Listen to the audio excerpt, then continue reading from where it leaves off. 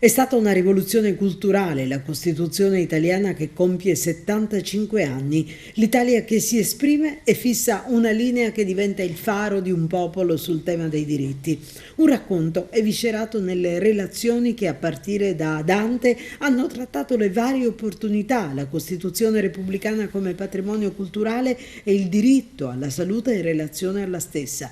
L'iniziativa che ha registrato il saluto del sindaco di Agrigento Francesco Micichè è stata voluta dalla società Dante Alighieri presieduta da Enza Ierna e moderata da Enzo Alessi, presidente dell'Accademia Teatrale di Sicilia. Ascoltiamoli.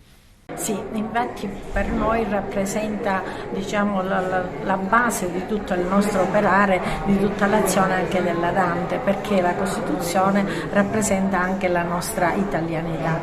Oggi proprio colleghiamo Dante alla Costituzione italiana, proprio vedendo delle parole chiave di alcuni articoli della Costituzione legati strettamente ad alcuni versi di Dante.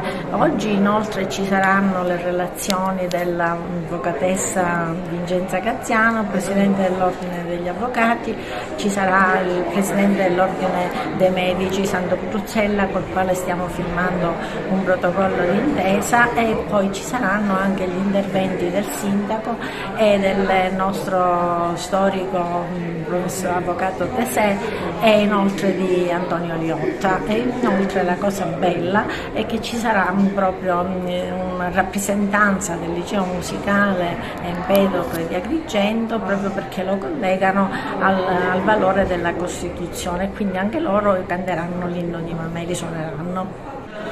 Enzo Alessi, oggi la Costituzione italiana la volete vedere da diversi punti di vista. Ci sono dei relatori che tratteranno 1000 aspetti, tutti molto interessanti. L'avete pensata così perché? Per un semplice motivo: c'è bisogno di affermare fedelmente con i giovani il valore della Costituzione italiana, che spesso viene messa da parte. Qualcuno dice fogli di carta scritti, no, lì ci sono uomini e donne che hanno dato la vita per darci la Costituzione, e perciò noi dobbiamo presentarla agli altri, sostenerla e farla sempre conoscere.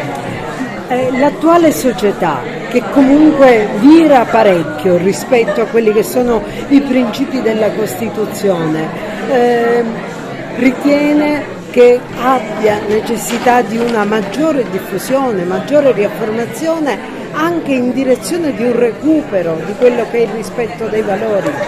La Costituzione va recuperata nella conoscenza, perché molti articoli ancora vengono applicati male o non vengono applicati. Bisogna che ci sia coscienza da parte delle nuove generazioni, perché la Costituzione diventi sempre più un patrimonio, un'arma